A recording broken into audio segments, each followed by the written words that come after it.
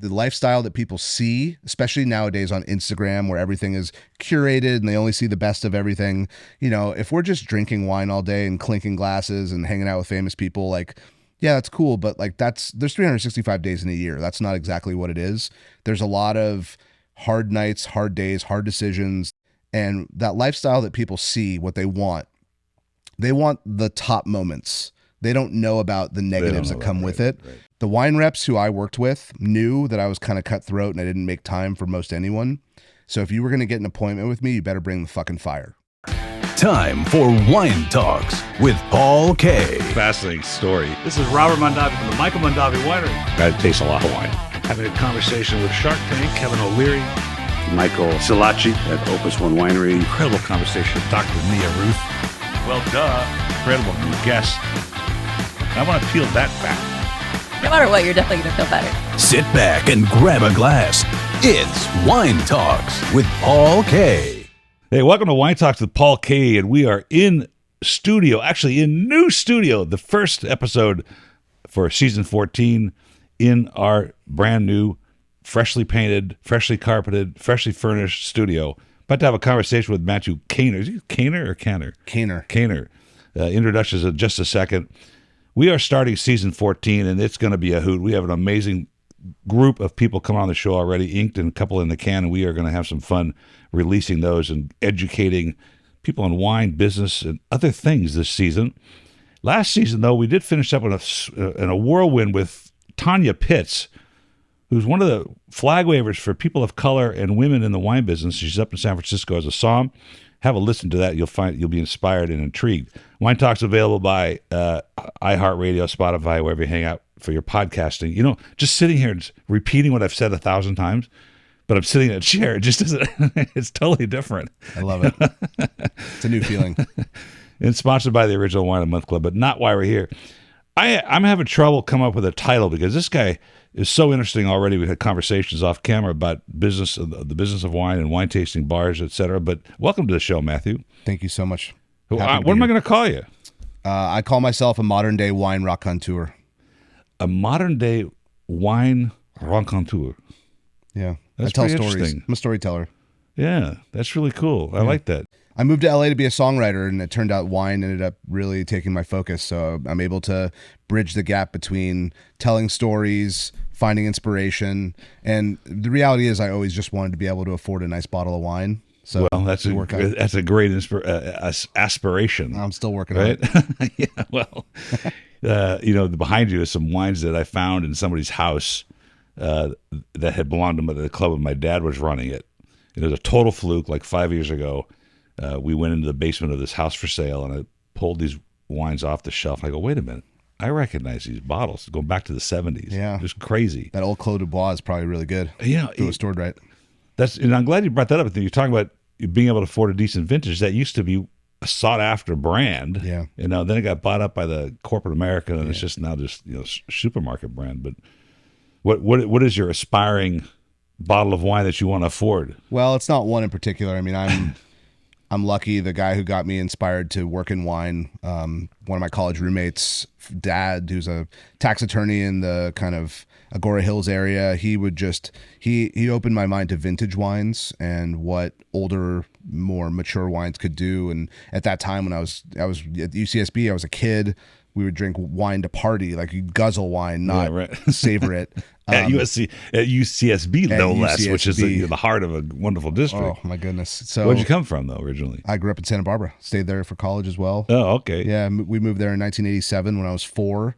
And the inspiration I got from learning about wine in that context made me realize history was so important, geography was so important, growing up in Santa Barbara, there's a great wine culture, great wine region, obviously.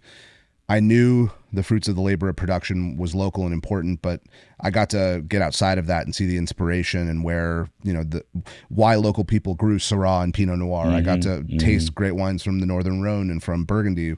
And at this point, it made me realize, and this is why I call my company Will Travel for Wine, I will literally go anywhere. I will taste anything. I want to know the stories. I want to know the etymology of a region, a family, why people made the decisions they made. They're what I call a line in the sand moment, where there was everything before and then what came next, and an impenetrable only moving of forward.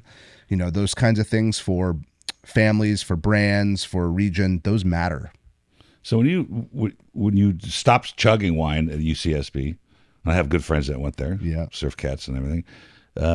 But you know, the passion for wine, it doesn't necessarily start with your appreciation for wine. In other words, you have that aha moment, you taste a great wine, you go, oh, this is pretty good. And all of a sudden, wait a minute, there's a story in a bottle here. Yeah. And this slowly evolved. So you went from this appreciation for a good bottle of wine and the desire to be able to afford it, but you got into the business of wine, which is, you know, it's a whole different thing. And it took a couple years still. I mean, at the time I was going to college full time. I was trying to be a singer-songwriter, guitar player, musician guy.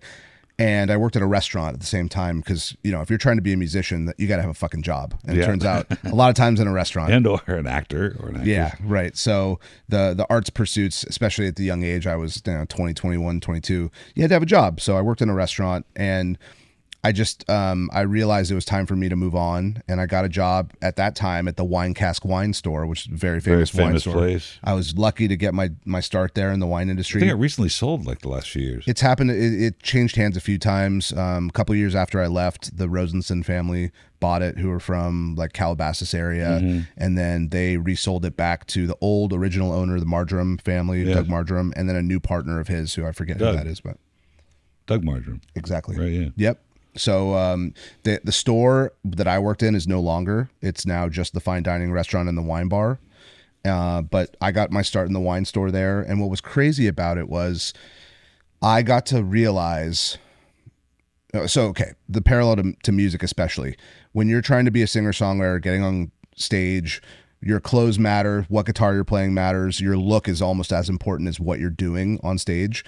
In wine, all of a sudden it was, does this person listen to me? Do they make me feel good? Do they make good wine recommendations? I just felt open arms in the wine world. And also simultaneously my personal passions, history, geography, storytelling, geology, all these things were encapsulated perfectly in wine. So I realized actually at day one, I realized I was going to learn forever in wine. And what made me realize that was my first task. If people had been to the Wine Cask back in those days in the store, there was an entire room of Burgundy, literally floor to ceiling, all Burgundy. And it was organized by the AOC wines first, followed by Premier Cru wines, followed by Grand Cru wines. But internally in those categories, it was all geographically arranged. Wow, that's really interesting. And I Great way to learn it. I kind of faked my my interview a little bit, and the fake it till you make it thing does play true. But I was told with about a 50 case drop that had just arrived the day before, if you could please make all these wines fit into their place on the shelves, north to south. North to south. And I'm thinking to myself, my God, what did I get myself into? But I started to understand the nuance of wine labels, especially in Burgundy. A different vineyard designate can mean the difference between a $75 wine and a $750 wine. And so that crash course day one, I started to understand this is something I'm going to continue in my life and know there's such nuance and differentiation, and it's very special. Burgundy's tough, and it's confusing. It's not as confusing as Italian, but it's confusing, particularly vineyard. My nephew called me from Nebraska. He's from Lincoln, Nebraska, and he says, I need a nice, Burgundy. And he showed me pictures of who his gift recipient was going to be, because the guy keep posting pictures of Premier Crus. Yeah. And I said, well, we're going to up this. We're going to take it to a Grand Cru Vineyard. And I sent it, he's very price conscious. It was like, a $3 or $4 gift. Right. But he was Googling the name of the brand. It was a Clos Vougeot, actually. Yeah. And great vineyard. On the same page, there was another Clos Vougeot from another maker. This is Vougerie. Yeah. And he goes, well, how come that one's so much cheaper? It looks like it's the same. I go, well, it's not the same. So yeah. I mean, that's what you just the can of worms open there is how many different generations of Napoleonic law where the first son gets this and then the first son gets that. Yeah. And, a family that used to own a hectare now owns 3 rows, and what are their practices like? And there's so much differentiation in those big vineyards, especially in the Grand Cru. That's an interesting part of the French history that I'm reading another book on the French Revolution and another book on on war and wine. Yeah. And that's talking about that now. But there's a great story, and I can't remember which American family was trying to buy in Burgundy. It was in escrow. And they ended up in Bordeaux because the French pulled some archaic law out from like the 12th century and said, yeah, you can't own this. It's almost impossible. It's crazy. It's so hard. There's so few crazy. Americans that own there. But how fortunate that was really your first like stock. I mean, I stocked that shelf right there in that picture, right, all the time. I didn't get the opportunity to stock north to south Burgundies and learn the details of that. It's incredible. Yeah, it's a great story. But you said something interesting about the analogy of wine and music. And I'm an amateur musician, played the banjo for a long time. I self-taught the guitar, but not very good.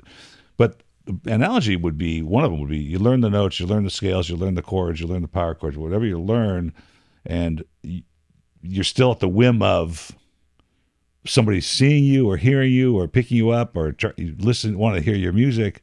But you can do what you did with wine, which is as granular, and start professing that information right away. People will start listening to you right away. It's kind of interesting. In both cases, you need an audience. Yes. But I think it's a little easier to get the audience in the wine context than it is in the music context. And, things are different now with the internet and with YouTube exposing stars and TikTok blowing people up on the songwriting front. Like literally now record labels and big management companies, they won't hire or give a deal to a band unless they have millions of people watching their social network.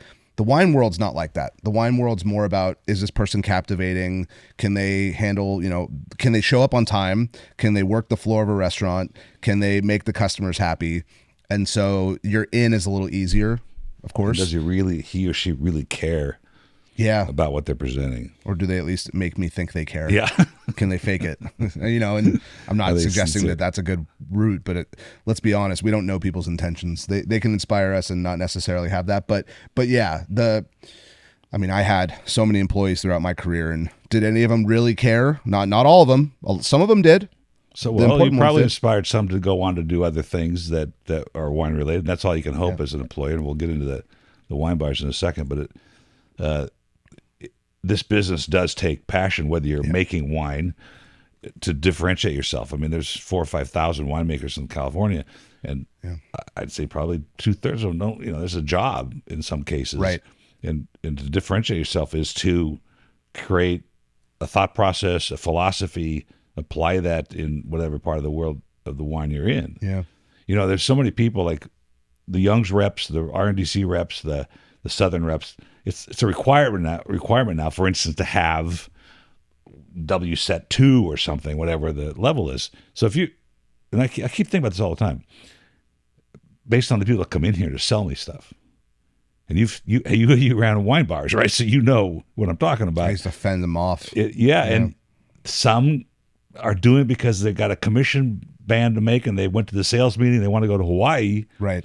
And other ones do it because it's just a passionate subject and I want to learn more myself. And so I'm going to come in and talk to you and hang out maybe even a little bit. So you had how many wine bars before? We're going to get into what you're doing today, but at some point your career went into the wine bar business. How did that happen? Yeah. At the height of it, I owned 3 proper wine bars and a restaurant that operated with a very big wine program. And the segue was after retail. I moved to LA in 2006.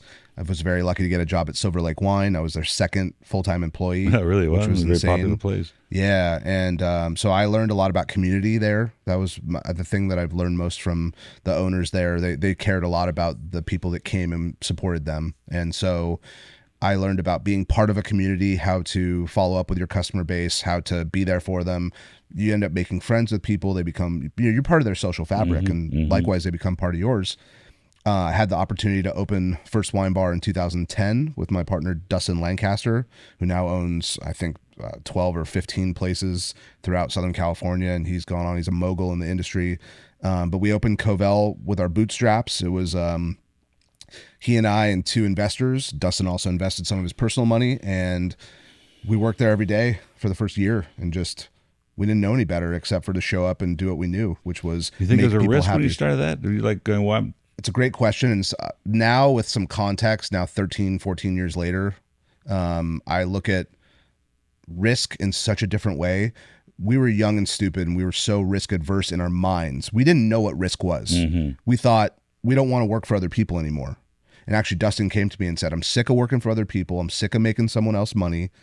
I'm going to open a wine bar, but I'll only do it if you do it with me. Those were his exact words. And I said, tell me when and where. Let's go. Wow. We never said, well, what happens? I mean, he to be fair, he took a business course at UCLA Extension, did a proper business plan. And that meant nothing when it came to wine bars. And ultimately what it is you're putting numbers on a piece of paper that mean nothing. There's no way to model it. And, every time we make any sort of business projection in this world, it's a wing and a prayer, and it's we're falsifying what could be, because you don't know. You have no idea, right? And we were like, well, what happens if 5 people come a night? What happens if 10 people come a night? And day 1, 500 people came.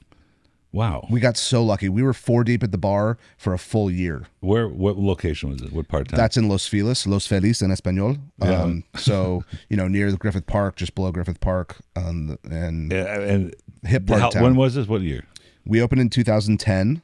Wow. And so recently. We took the world by storm because we were the first wine bar to have over 100 wines by the glass and no wine list. It was a conversation, an interaction, a series of questions. Sometimes people just said, I want a Malbec, and we got them a Malbec. But if people were willing to open up, because the point was, in our mind, why would we print a document with all this stuff on it in 9 languages that no one speaks when they're going to read basically from the price all the way left, not left to right? They don't know what a bunch of grapes are they've never heard of. They don't know certain regions we were representing. And yeah, we had some classic wines, but we also had stuff that people were not familiar with. And the way we were able to get them outside of their own convention was, let's have a fucking conversation. Let's talk about it.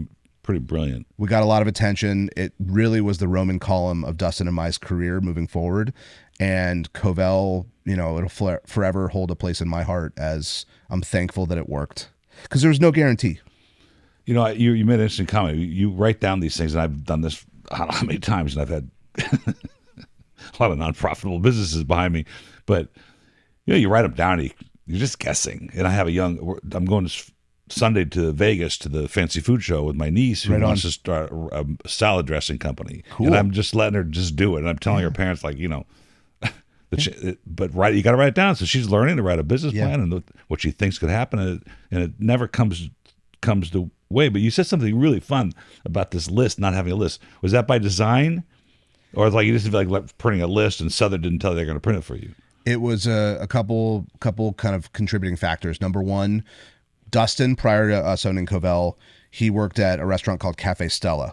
And Cafe Stella, for those who know, had a heyday. It was a French restaurant in Silver Lake. Dustin was the bar manager, and when you went in, you didn't look at the wine menu. Dustin asked you how you were that week, and he got you the right wine. It was just a understanding that the customers had with him. Me at Silver Lake Wine, I could let people just go walk around the store and look at everything and see the prices, but instead what they did was they trusted us, and I gained a lot of people's trust. And they'd say, okay, I need a $25 wine. It's a gift, or it's going to go with this meal. What do you recommend?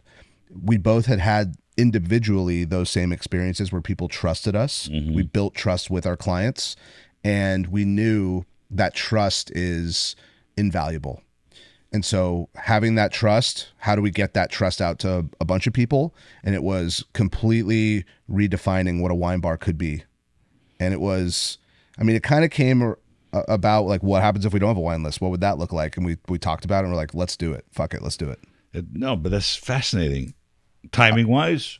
But the idea, we were down South Coast Plaza. It was a little while ago, and I forgot the name of the place. Wine tasting. It's a restaurant. It's corporate, and it positions itself as a wine bar, right? Philosophy, but the menu's laminated. Yeah. So it doesn't change. Yeah. And if you read it, you and I can look at a menu and go, this is Southern, this is Young's, this is whoever, right? Yeah. These are the people paying for it. And I thought, my wife and I, she's like, this doesn't feel sincere at all. Yeah. There's no sincerity in anything like that, but there's a sincerity in we're running ad hoc, and tell me what let's have a conversation about what you're looking for, and let's try them together. That's pretty fascinating stuff. To take it a little further, for about the first 18 months, maybe a little longer, we never carried the same wine twice. We would have it. We'd buy 2 cases, 3 cases, whatever. We'd sell out of it and move on. Wow. And we were giving our small these relationships we had built with our reps and distributors and importers and people. And like, no offense to Southern and Young's and the big guys, but like those were not who I was buying from. Of course not. And I'm not a liquor guy, so I didn't have to buy from them. Right. The only thing I had to do was when Riedel moved over to Southern, I had no choice. I had to buy from them. But, you know, we were all about telling small people stories, and boutique wine has a place, and I'm not going to critique anyone for being successful. If your brand goes from small mom and pop to a big corporate thing, good for you. Yeah, no question. And it doesn't mean the quality has to suffer. I've seen this in my travels. Like I go to a place where they make 1 million cases a year and you're going and judging it for that, but the quality can still be really high if that's their goal, right? So Covell's mindset the first year and a half at least was small production, things that are not findable everywhere. If it's available at the grocery store, that absolutely not. There was a couple places locally that had the same philosophy, so there might be some crossover, but like if we had it, it was unlikely that everyone else had it. And we went out of our way to find new things and, you know, uncover stones and basically go down roads that other people would not go down. You know, your comment about Southern for the listeners, when he said we didn't have liquor, so we didn't have to deal with Southern, and that for the listeners, that means what if you were a restaurant and you have a well or your premium pours, and the suppliers that handle those things want that. They want that business, right? And Big so time. they'll cut you deals on their wines that you can't believe. At least they used to be able to do that. The ABC's a little tougher. Yeah, the rules have gotten harder. In order to get the well or the premium pours, and that's it's kind of like block booking in the old days of the movie industry, right? If you want my A movie, you got to pay for a couple of B's and C's, right? Totally. And but what's happened between 2010, now that you're doing something else, is a phenomenal change in this industry and the way the business is run. And for me, it's much more complicated. When you're talking about these unique brands, these small houses, the small chateau, whatever, that's turned into, well, Wink just went out of business, and they were buying 50 cent a liter stuff, and for the listener, that's $4.50 a case of the wine plus the glass, and they're selling it as if it's a $20 pour. And there's so much more private brands, there's so many more bulk purchases, and so much more that almost it's confusing for the consumer without somebody like you standing at the helm and guiding them. How would you know? Yeah, it's a great question. I mean, ultimately, as close to the means of production as you can get, relationship-wise, for me, it's always been important to, maybe I don't know the winemaker personally, but I know their importer, or I know their distributor, or I know the ambassador of the brand. For me, it's about not having separation. You talk about Wink. I had an opportunity early on. They offered me equity when they were still Club Great. W. That's worth about what? Their original tastemakers, I think it was, me and a couple of friends were asked to be a part of it, and I ended up having a very philosophical issue with the way they were running. And I'm not mad at them. They're allowed to have their own business. But when I realized what they were doing, to your point about what they would buy and how they'd label it and what price they'd put it, I called my colleague that was there who had just basically moved over to run their wine program in essence. And I said, look, I respect you guys and your decisions, but this is not the way that I work in the wine world. I can't put my name on this. And I walked away from money, which now obviously it's not worth anything, but I'm thankful that I was able to make that decision, a place of reputation. And I've held to my guns in a lot of ways. I've definitely talked myself out of making money a lot of times because I've held to my guns and my philosophies. And, as I get older, I realize it's okay to be able to make a mortgage payment. It's okay to have a nice car. Yes. That's true. Yeah, well, I'm not sure that's always the decision, the Wink thing. You'd made a good decision, but worst case was you learned that about the wine business, and that wasn't where you want to be. And that's an education in itself. Yeah. And I've had other people pitch me on things that might have been a good thing for my career, but was not philosophically where I was. And it didn't work for my own understanding of how I wanted to move forward in the industry. And, those things are okay. I think having those internal dialogues are totally fine. But the industry itself, we're clouded nowadays by buzzwords and by the stuff that goes on a shelf talker at a store. Unless you have a sommelier, wine clerk, wine director that you trust, that you have a personal relationship with, that person who can kind of decoder ring things out for you and say, this is BS or this is legit. Tell you the stories, talk about the process, talk about their farming practice. For me, we start with how are the grapes farmed? That's the most important thing. The rest of it's all either alchemy or someone's intervention. But how the grapes are handled in the vineyard, that to me is the most important detail. And I don't get mad at people for doing negociant purchasing where they buy wine that's made somewhere else and they try to get it as cheap as possible. But then if you're going to do that, you want to buy it from a reputable source. You don't want to buy something for 5 cents and sell it for $100 a bottle. Because it's impossible. The Wink formula and Naked Wines and all the other big corporate things, it's impossible on a regular basis to consistently source juice at that price that's going to be palatable and drinkable. And I've been through this forever. And it's very... What I think Wink did, forget the failure of the company, it failed the consumer. Yeah. Because it put a lot of bad taste in people's mouth for ordering online. It was a Ponzi scheme. It wasn't meant to be a Ponzi scheme, like whatever his name is. BF, what's his name? BFK, BK. SBF? Yeah. So oh God. that was about FTX all of a sudden? That was meant to be a Ponzi scheme. Wink raised money as Club W, then overspent on trying to buy a customer, had to raise more money to pay those bills, and so it just built on itself. How do you go out of business after 1 year of being public? I mean, it sounds ridiculous, right? One of the problems they had, and I saw this from afar after watching, basically choosing not to be a part of the transition. When you're constantly raising money like that, continually at different valuations and trying your best to get to different people, there's something going on. Look, for sure. I'm not calling out those who raise money because I'm someone who raises money as well. Like, we try to be as open-minded. You try to be full disclosure.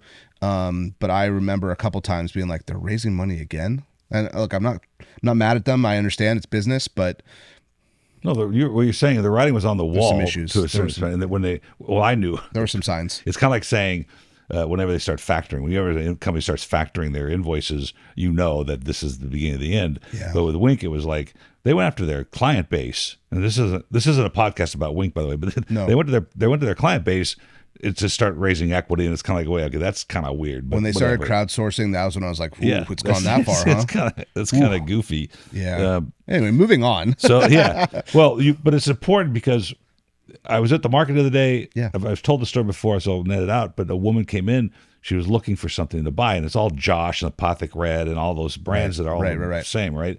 And how you're saying it starts in the farm, which is true. I don't think people understand that wine is farming, agriculture, right? Straight up, product of nature. And it drives me nuts to watch influencers, quote unquote, or bloggers say, we're gonna take the intimidation out of wine and we're gonna make it accessible. It's like, wine's complicated. There's a lot going on. You are fortunate. You got the stock Burgundy north to south. That's hard to understand. Yeah. And how do we get this philosophy of, hey, understand the grapes and where they're from to be able to look at a bottle of wine on the shelf and say, hey, maybe this has got a shot, to the regular consumer that just wants a good glass of wine, who probably doesn't want to learn about all that, but just wants something interesting and got burned by, these bulk wine manufacturers. It's a little tough because there's a disconnect, which we haven't spoken about yet, which is the economic part of this, which is, as a consumer, I have to invest money to learn. That's right. It's not free. No. You have to buy bottles of wine, learn what you like and don't like, take notes, understand. I tell people more often than not, it's more valuable to know what you don't like than what you actually do like. And you can go in and recommend or tell someone that's trying to recommend you wines like, okay, I'd like to avoid high acid. I don't like too much tannic structure. I don't like it when it's too fruity. It's better to know what you don't like to open yourself up to other things you may enjoy. And that's costly. You got to buy books. You want to travel to wine country. It's a big investment. And so, if you just want to buy a $15 bottle of wine and you don't really care about the other stuff, but you want it to taste good, Cost Plus is great. Vaughn's is fine.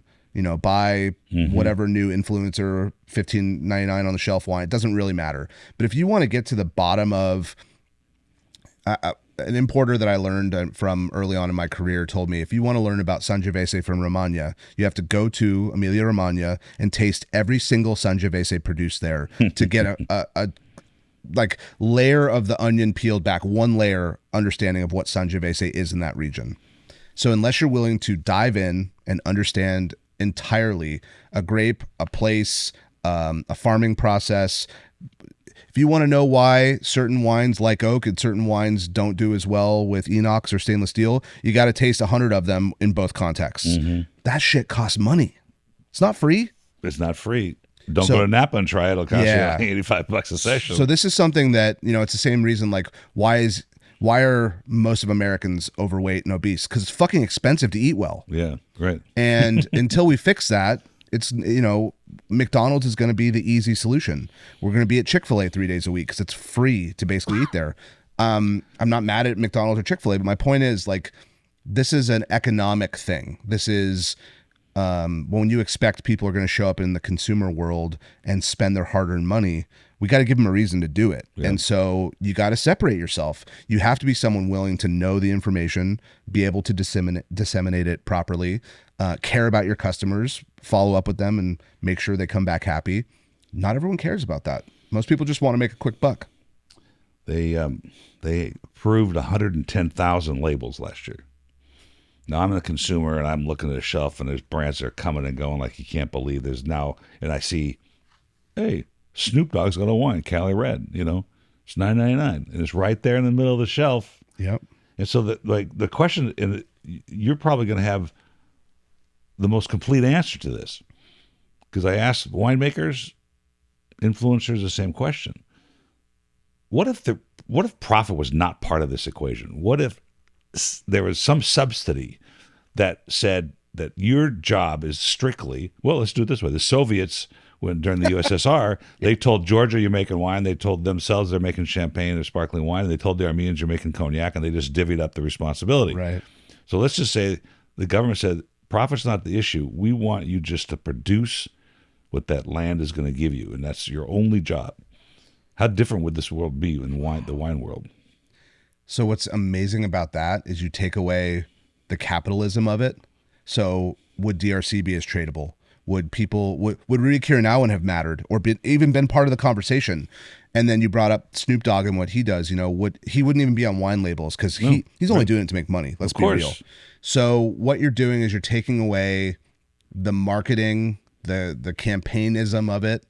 And I mean, farming, why people would use pesticides and things like that is to protect losing their crop. The same way that in Bordeaux, we're talking 400 years ago, they planted a bunch of different grapes because some years Cabernet didn't ripen right. Mm-hmm. And it's a hedge of bets. Right. The same thing is true. And I'm not mad. I actually learned a lot from a historian friend who we were talking about. She mentioned something about farming techniques and why it was so important for farming to happen a certain way. And I go, we're getting back to a place where people have been taught that pesticides are bad. She goes, yeah, but 100 years ago they were farming a certain way. I go, yeah, but they didn't have the information. They didn't know that they could protect their vineyard by putting obviously something that now kills us and is not healthy for us. They didn't have the information then, but we cyclically learn something can be a quote unquote help. And then we have to unlearn that because it turns out it causes cancer or it puts things in our wine we shouldn't have. We're now getting back to a place with all the information we have, how to make the best decisions possible that benefit the earth and benefit the product we're trying to make as close to a place of origin as possible. How do you make a wine taste like where it comes from? You try your best to let nature do its thing, which means you don't decide when flowering happens. You, for the most part, you do decide when harvest happens, but depending on how you want to make the wine, you're going to have a small window of, I want more acidity, so I'll pick earlier. I want a little less acidity, so I'll pick a little later. Mm-hmm. Depending on who you learn from and what style wine you're making, you're going to have different, decisions made with canopy management and things like that. But then as soon as fermentation happens and bottling happens with the scenario you're laying out, basically you're just going to let it happen and put it in the bottle and hope that people like it. And what does that mean? That means that you're going to have a bunch of homogeneous wine that doesn't mean much. I suppose. Potentially. Like the the end result of the bottle was less of the conversation than how different would it be to approach the winemaking philosophy without thinking, okay, I got to make sure that I put it in the cheapest glass, or I'm only going to put it in this kind of glass because I don't want to spend too much money, because the wine's my target market's going to be $5.99. Right. Yeah. And so it's a little bit different. The book I was reading this morning, the War on Wine book, it was talking about Burgundy. I think it was talking about the 20s when they started the AOCs and things. And one of the winemakers said in this meeting, it didn't say who, we should not be, as part of the AOC rules, not be allowed to advertise, because if I make good wine, people are going to buy it from me. That was his philosophy. And I thought, wow, that's so interesting. What's a post-World War I mentality? Yeah, exactly. And also Beaune is right there. Paris is not that far. Lucerne and Switzerland's right across the border. They've got Milan not far. They were in a position where they had markets, right? So a very interesting worldview in the early 20s in Burgundy, which, by the way, today is the same thing. They're like, you know who I am. I don't need to market. Right. Well, yes. Burgundy doesn't have to market. 100 years later, it's kind of an antithesis of the same conversation. But that's such an interesting thing to say. Like, we shouldn't advertise because they will find us. Right. In the information age we're in today, part of me also believes make good art, make good wine, make good food, someone will find you. But you still have to be out there marketable, and you got to have an Instagram, you got to have a website, you have to be active today for them to find you. Imperative. Right? So it's the business of wine now, as opposed to like if the true lack of capitalism was able to be perpetrated in the wine industry, maybe it would be different. But it's a thought process that says, okay, what would change? And in this guy's case, I thought, I'm going back to that time, going, he kind of felt the same way. It's kind of what's happening. You're right. There may be no DRC brand value. There may not be, Grand Cru brand value if that's the case. But vineyards would not be as valuable. Okay, so let's go even further back. Would the monks who couldn't have sex sit there and just fixate on certain vineyards for their entire life? No, they wouldn't have happened. You're right, because that's always fascinates me how they figured out these little plots of land were so different. And it's very slow. You only get one chance a year to figure it out, right? It's not like you can make beer and scrap it all and start over again, right? It doesn't work exactly that way. Right. You have one shot every 365 in the farming technique to change things. In the case of certain wines you're making, if you're doing any sort of extended maceration or oak aging or a bottle aging, you might have 4 years to rethink how to make that different. So it's this kind of patchwork of time. Yeah, it's hard. Yeah. I had a conversation with Kira Balota, and she invited me to her home in Napa a few weeks ago, and we did a podcast from there. And it was one of the first conversations I had where this woman had done research. She was like you. She understood the history of wine. She was able to cite particular events that formulated part of her philosophy in winemaking. And you've tasted a lot of wine in your career. I've tasted 100,000 bottles probably. And you still find new things to discuss, and that's what I think what allured you to this business in the first place. Yeah, I realized early on I was going to continually learn. You're never going to stop. No. In fact, when I tasted her line wines, they're all Napa, and maybe some Carneros, I can't remember exactly. I'm going, wow, this is so different philosophically, and they were uniform philosophy. And it's hard for the listener to understand when you say that, when you taste a line from a single winemaker and you realize there's a thread through line that goes through it, right. And you go, wow, that was really interesting. It was very emotional for me actually to taste these wines and realize this was so expressive. It's rare. And same, for instance, in Armenia, which I'm Armenian, but the wine trade, we were there in 2006. It was unpalatable. Yeah, it's come a long way quickly. It's come a long way quickly. And there's a wine that came to my office a few weeks ago called wineries called Voskavaz, Arani being the grape, of course. Mm-hmm. But the first terroir-driven Armenian wine I've had. There's a lot of good wines there. They make good wine, but this one I felt the obsidian and the dark soil and the whole thing going on. I got to get there. Yeah, it's well, there's a lot of bad ones too. So no, of course, but there's a lot of bad wine in places we all covet. So. Taste them every Tuesday. Bad is subjective, I've learned. How did you handle that when you were buying? And we're gonna get into what you're doing now. But when you were buying for the wine bars, and the guy comes in and they tell you the whole story, and you're like, oh my God, just pour the damn thing, so I want to taste it. And you just kind of go, this isn't any good. What did you do? So I'm pretty lucky that there's certain kind of in the same, and I'm going to make a parallel to going to restaurants. Like, how do you how do you cut the fat to have the potential for your experience to be as positive as possible? There's certain things in a restaurant you can see, like, do they source certain farms that they love their duck, their beef from? Are they ethical in the way they handle and treat their employees? Is their wine program thought out? You can see these things before you go, and those, other than, you can't really say ahead of time, is the service going to be good, unless you hear secondhand accounts, right? But those little details, you can say, okay, I'm more likely to have a good experience at this restaurant. The same was true for me in the way I built my relationships in the wine world, which was the wine reps who I worked with knew that I was kind of cutthroat and I didn't make time for most anyone. So if you were going to get an appointment with me, you better bring the fucking fire. Oh. And so just anyone who made wine wasn't going to be able to get an appointment. And I probably lost out on meeting some cool people, or people were scared to say, hey, this person's in town or whatever. But it also made it so that way I wasn't wasting my or their time. And I was also real honest.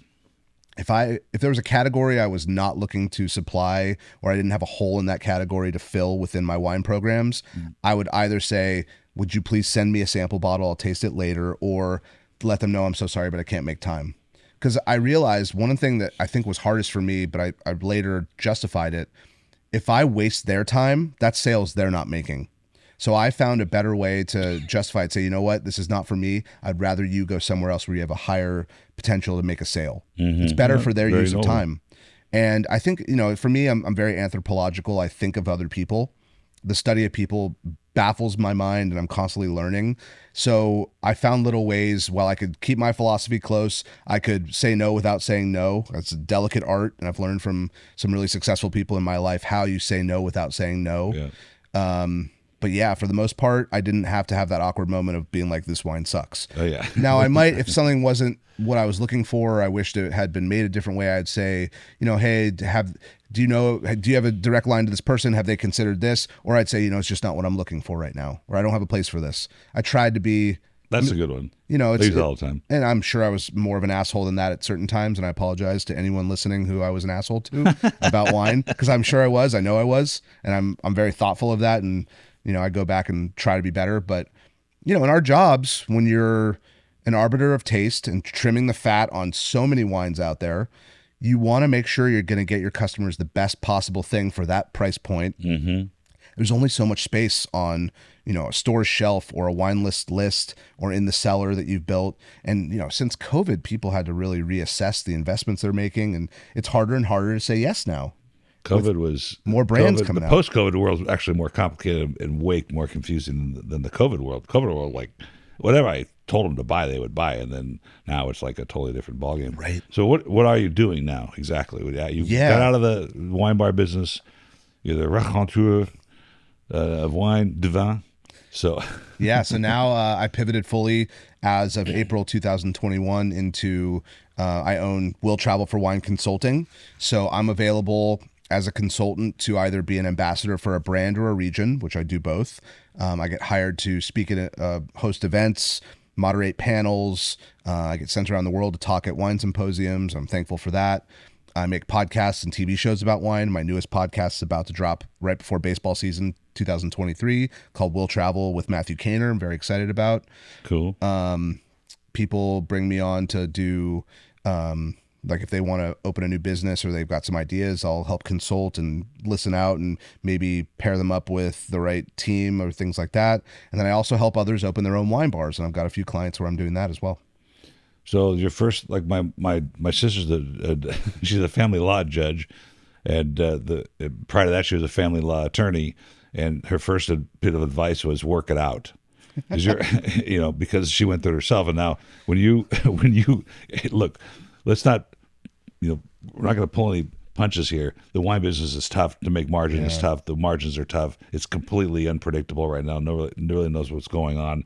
There's some people are completely overstocked, and they've got, I think Naked Wine has like 300,000 gallons of juice on the market still, even after the pandemic, because they're so overbought, sitting up and at Wine Hooligans in Sonoma. So what do you tell these people? Like, a guy comes to you and says, look, I'm never in the business. They're either going to have, chicken wings in a sports bar and pour wine, or they want to just have an ethereal wine bar. Do you first try to talk sense into them, or do you like kind give of them a fee? Kind of similarly how I answered the question about what happens if a wine comes in that's not good. I'm lucky that I've trimmed the fat enough, and I've positioned myself in a certain way that the people who come to me are ones that philosophically the way that they work it's the way that I work.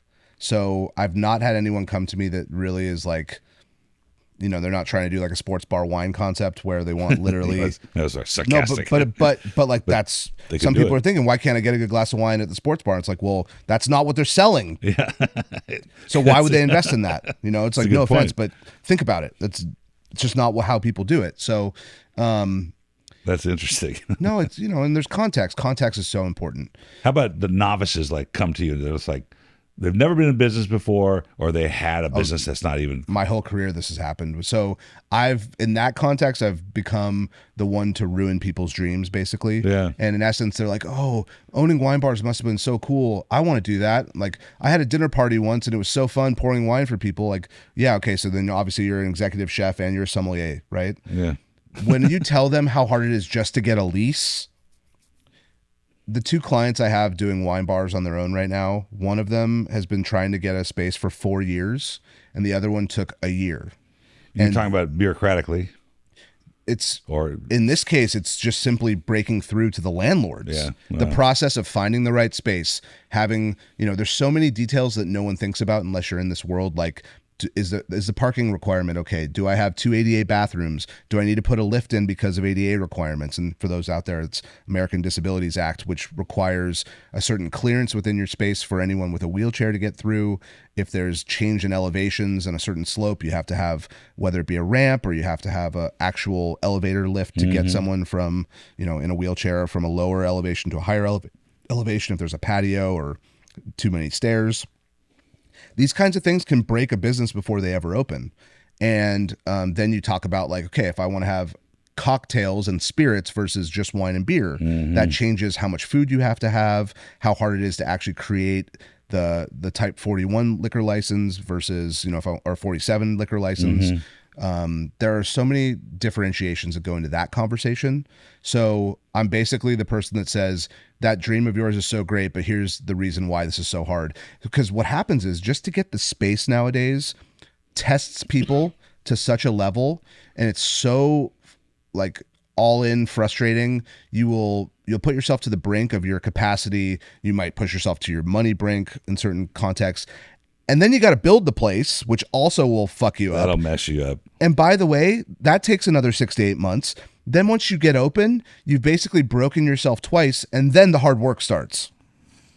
So it's so funny. You mentioned the ADA thing, which is important because I'm going through it right now because I'm getting a 41 here, and it's like I want the listeners to know that the ADA Act is the same act that allows you to bring your emotional support penguin on an airplane, right? So I'm gonna get a penguin just for that. I love penguins. So, but that is so important, and I can't tell you. I have to add a door here because it has to be a separate address, and I have to cut some concrete and all this stuff. And, right. and it's the room's like 100 square feet, and it's going to be licensed for this access to Pappy and that kind of stuff. Right. But it's been a nightmare, and I've done this. I've moved this company 6 times already. It's a bureaucratic nightmare. I get it, right? But it's interesting, particularly with this idea of the novice and the consulting. My previous space, we were looking at putting in a food court and all this other stuff, and so we had brew pubs. The city wanted brew pubs. There's 2 actually down the street here. Yeah. And so I got proposals from 2 or 3 people. One was Golden Road, actually. Oh, cool. It was actually the cheap. I mean, that guy was down to he was like 50 cents a foot or something ridiculous, right? Wow. But he's a brilliant guy. He knows what he's talking about. But I was looking at 2 proposals. Yeah. And one of them was a complete novice, never been in the business, never made a pint of beer in their garage or 2, and he was willing to give me $3 a foot for the space that he wanted. The other guy already had 2 brew pubs, and I went and drank at them. I think one of them, I forgot what the animal that they brought in. It was just some bizarre animal that was in the place, a pig or something. And he offered me $1 a foot. Now, who would you trust? The guy that pays you more but has never done anything, or the guy that's done it twice already and he knows that he can only afford $1? This is the age-old thing, and we would get approached by other developers in the wine bar world before I left it, like, hey, we really would love to have a second Covell, and we looked into that multiple times, and they'd be looking to get $5 or $6 or $8 a square foot, and we're like, we'll pay $350. Yeah, you're paying, you're bringing us to anchor the space. Yes. And there's a reason why certain developers would be open to that. I also understand you can't move economics, and businesses or buildings and investments cost what they cost and they need ROI. But ultimately you want someone with the most ability and potential to succeed. That's what you want. Right. Because if they're paying $3 a square foot for 1 year versus $1 a square foot for 20 years, let's do the math on that. Right. Interesting thought though, because they come to you. And so you're doing wine bars consulting, you're doing probably wine list consulting. Yeah, I've done a lot of that in my career. Somebody comes to you and says, I want to buy this lifestyle. Basically, if you're opening a wine bar, you're saying, I want to buy this lifestyle. Yeah. It's not like the surgeons and the asphalt contractors that go to Napa and they realize, oh, this is really farming and it's really hard to make a buck. Because if grapes are costing me $8,000 a ton, I got to sell that bottle for $80. Right? Even think about it. And that's not that easy to do. Right. So what is it about this lifestyle that people see from the outside that looks so romantic? Yeah, it's a really great question. Something I think a lot about, because I've made musician friends, professional sports athletes friends. All of them are people I wish I was, and ironically, they all wish they were me. Yeah. And so what it is we, as an arbiter of taste, as someone who gets to go to wine countries around the world and they treat you like a rock star, you get to go to a great restaurant and they give you, a tour of the kitchen, you get to have champagne for free when you arrive, things like that. Everyone sees that and they go, how cool is that? And you're like, yeah, it took me 18 years to get there. Yeah. So it becomes not a burden, but it's just like being a professional golfer. Once you start working it starts to be work. Yeah, exactly. So depending on where you spend your time, how you position yourself, me, I originally got into the wine bar thing to talk about wine and be someone who got to turn people on to great wines. Mm-hmm. But as I opened more businesses, I was steeped in HR and worried about what if our dishwasher doesn't come in today. I was the dishwasher more than I was the wine guy in the last couple of years of my career, so much more. And, ultimately why I got into the industry was why I had to stop doing what I was doing. I had to actually unpeel myself from that and separate myself from wine bars so I could talk about wine and focus on wine again, what I'm actually best at. And I think ultimately the lifestyle that people see, especially nowadays on Instagram where everything is curated and they only see the best of everything, if we're just drinking wine all day and clinking glasses and hanging out with famous people, yeah, that's cool, but there's 365 days in a year. That's not exactly what it is. There's a lot of hard nights, hard days, hard decisions. There's days where things don't go well. Restaurants and wine bars close. There's heartache. There's, financial loss. I used to think a lot about it in the context of failure. And what I realized is you're either winning or learning. Mm-hmm. And early in my career, I did a lot of winning. And lately I've been doing a lot more learning. This pivot I made was based on a lot of that learning, and I was able to stop calling it failure because, opening a place is hard. It costs money. People lose money sometimes. I personally have lost a lot of money doing it. But it informed where I'm going next.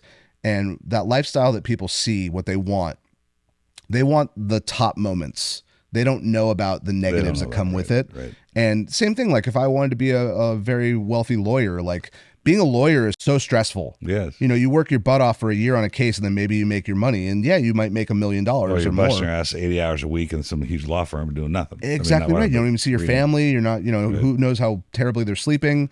There's a cost of all this success. Sure. And ultimately what it came to for me is the lifestyle at this point, I can drive the narrative there and I can choose how I want to live my life now. And I never knew freedom was so great. Yeah. I feel very blessed now to have some freedom. Yeah, you do get to control it. For me, the continuation of knowledge. Yeah. Like my wife said, "You bought another book?" I'm like, "Yeah, because I can't get enough of the French Revolution, and now I'm learning about war and wine and the Nazis, and part of that new level of knowledge base I'm seeking And the book I bought was called Wine and War, about the Nazis, basically. Right. I had an interview with a wonderful woman, Leah Provetta from Glenelly. Her boss, Madame Laxang, grew up during the war in Bordeaux. She, I think Comtesse Lalande, one of the big houses. And so she just finished a book, but it's all in French. So it's very slow for me to read. Yeah. But I'm like, wow, this is so fascinating, because that's the stories and the history that, and the lifestyle that we see. And it happens, I hear this all the time, your life is so great. I have friends, he's an insurance agent. He's a great guy. He's one of the great watermen, actually, of Los Angeles. He's like, man, I want your life. I'm like, dude, I had, people, I had 25 employees at one time. We're down to 12 right now. It's a lot of work, and I get that moment where I have this epiphany wine, or somebody comes in, I go, wow. Or I get a chance to talk to somebody like you, or talk to like Frederic Barnier from Louis Jadot's coming in next in a couple of weeks. Oh, awesome. Sit down with those guys. But that was the point I was going to make. I just lost track there a second. Even those guys. The first time I learned this lesson in the wine business was Orville Moody from, I think it was with Langtree at the time. We were talking wine, and then we were putting on a tasting, and he gets up, he goes, let's go sell some stuff. Because even those guys, they know they got to get something. Got to do the show. You got to sell some Yeah. wine. And if you Dollars don't and sell cents, it, baby. it's going to rot if you don't sell it.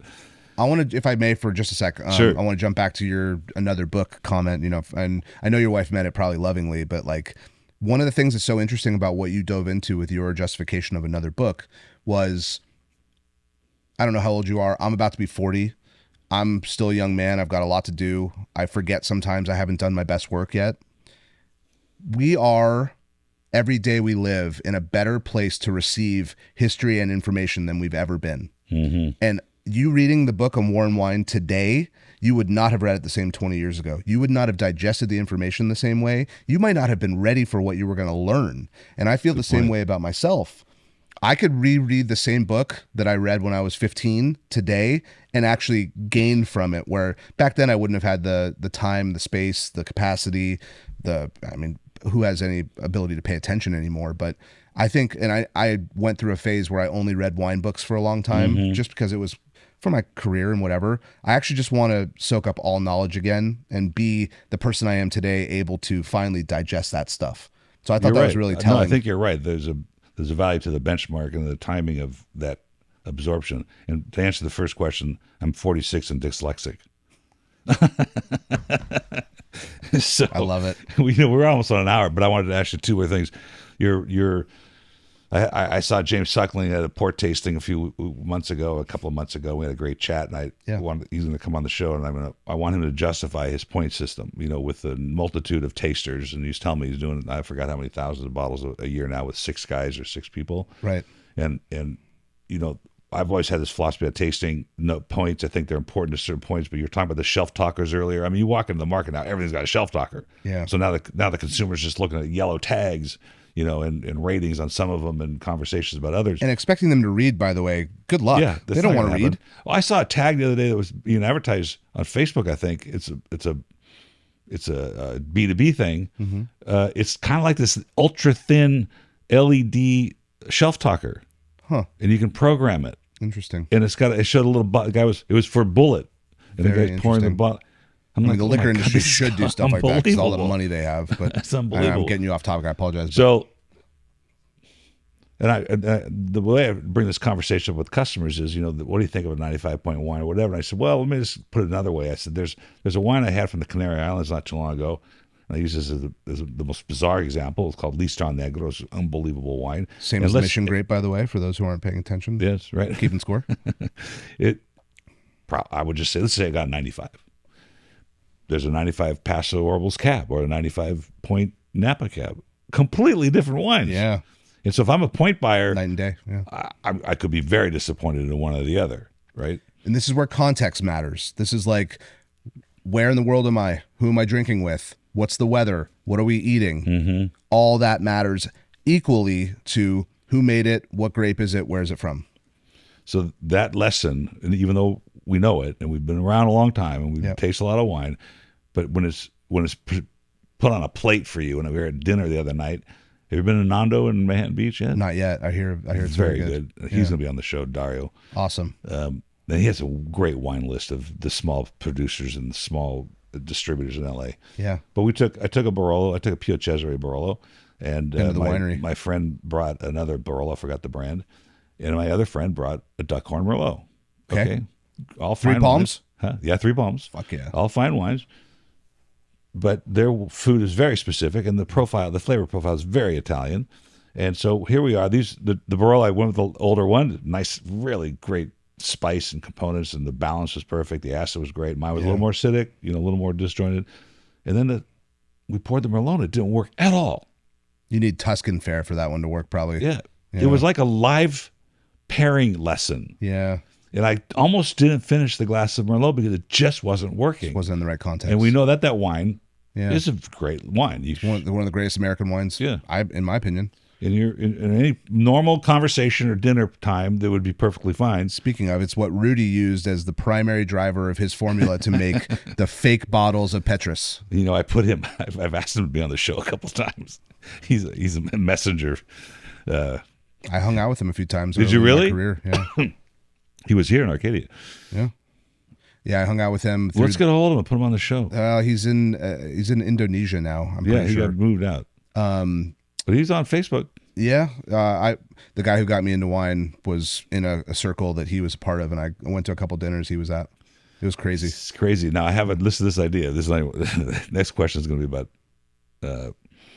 What am I talking about? The certifications in wine. But I have a customer. He's actually one of my better customers. He buys all my fancy stuff. Just bought a bottle of Pappy. He's like, let's get a hold of Rudy because he knew the story, and let's market a brand which is his version of whatever. So Rudy's Lafitte, Rudy's whatever. You spell it wrong, whatever. But I think people would want to buy it to see it. I hear what you're saying, and here's my response. The industry is so soured, literally, on this guy. So I guess we're sour grapes on him. I think let him just go into oblivion and let him not give him no more notoriety. Because at this point, like, there's still a lasting impression of what he did and how the guy. It was evil genius, literally, because he's going to the auctions, marking up the prices by overbidding on things, and then. And I don't think it was really an intention for him to make fake wines. What I honestly think is that so many rich friends of him came to him, going to dinners with him, having these, whether it be at a home or at a bar or a restaurant, he would show up with war vintage Bordeaux and things that don't exist. And he'd have a bottle of it, and someone would be like, "Can you get me one?" And instead of saying, this literally doesn't exist, he'd say, "Oh, of course." And I think it became an overpromise that then he had to actually make good on. Yeah, right. Because also, when someone says, "I'll pay you $12,000 for that bottle," you don't want to be like, "Oh no, I don't want $12,000." Who doesn't want $12,000? I'll put together some Duckhorn and some.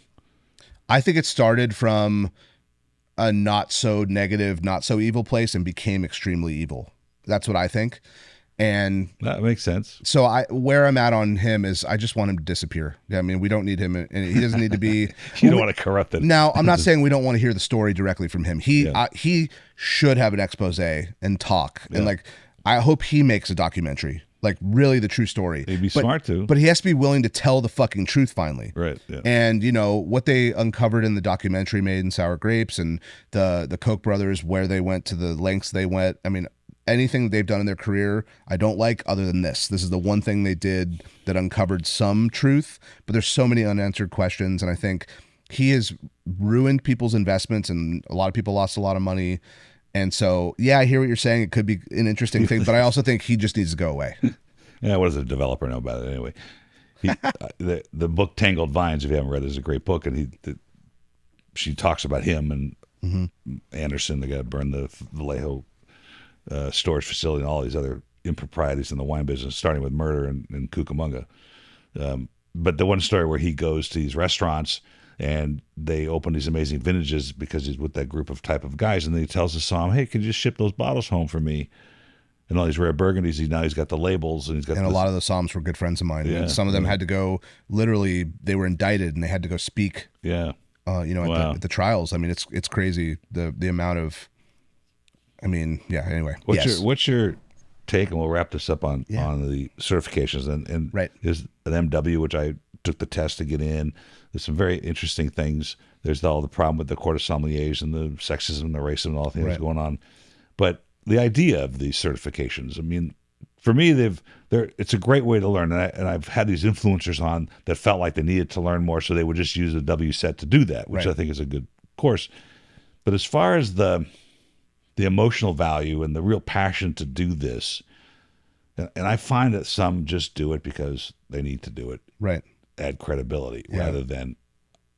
And then if it really is just about learning and digging in, why can't we just read books like we've been reading? Yeah. So I am the punk rock version of this, which is do it yourself, DIY. Yeah.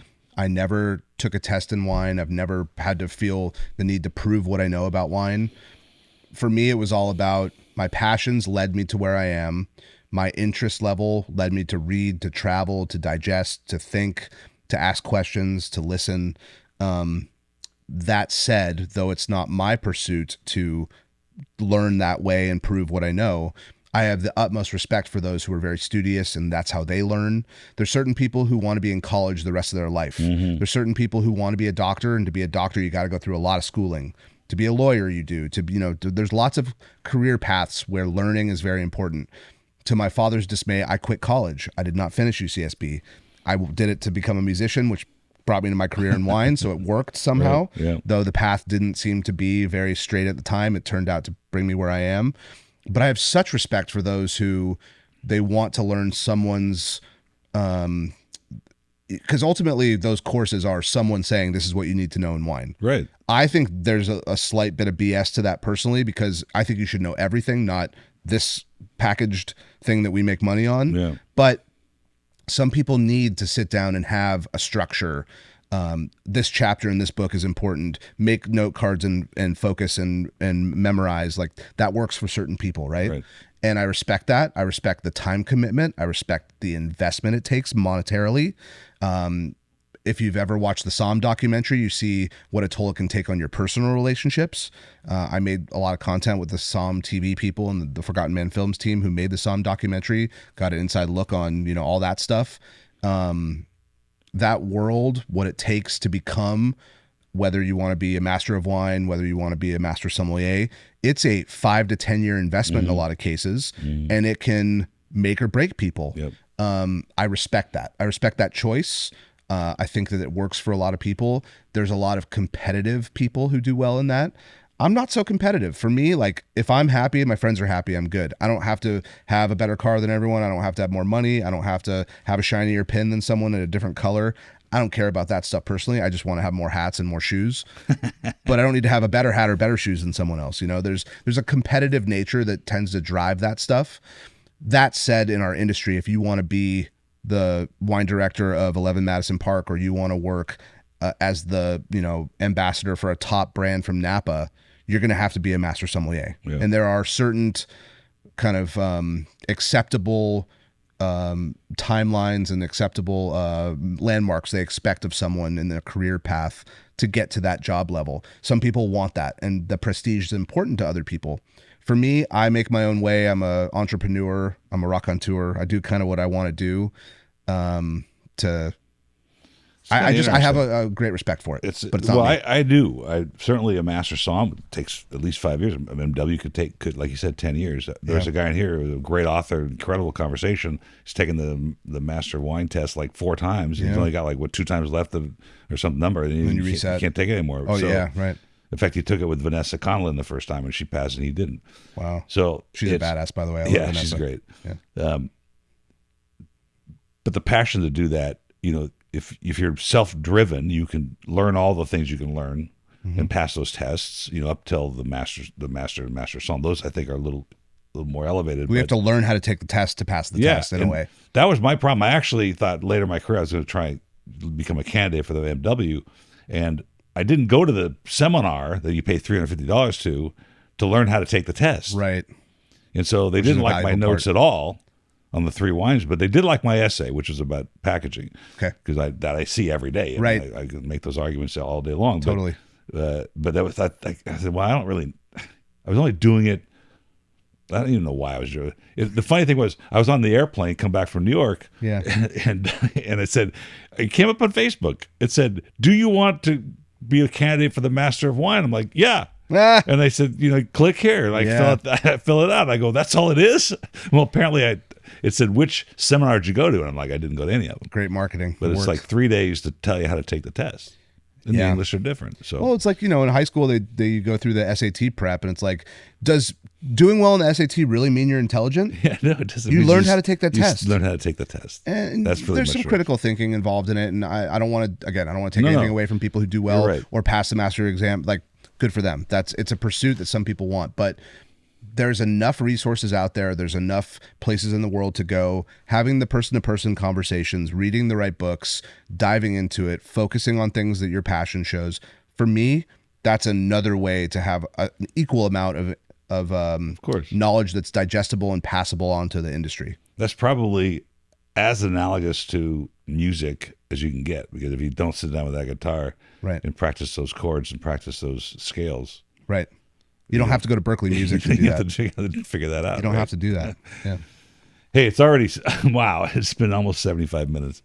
A fabulous conversation. I hope we can do it again. Likewise, man. We have a lot of fun tasting wine, and I taste on Tuesdays. I start at 9, I end at 2. I taste anything, everything that comes in the door. You're always welcome to come join me. I've got 2 sinks, and just show up. You can email me to make sure I have a full schedule. But usually these days, it's pretty full. 9 to 2 on Tuesdays. 9 to 2 on Tuesdays. That'd be fun. That's all I do.